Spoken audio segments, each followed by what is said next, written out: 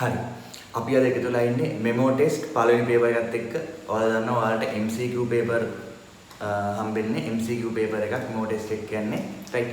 MCQ එකේ ප්‍රශ්න 10 තියෙන පොඩි පේපර්ස්. රයිට්. එතකොට මම ඔයාලට මේ ටික ඔයාලට ලබා දෙනවා. මේ පේපර් ටික කෙලින්ම ඔන්ලයින් කරන්න පුළුවන් විදිහට. එතකොට ඔයාලට ඒ වෙලෙම උත්තර ටික බලා ගන්න පුළුවන්.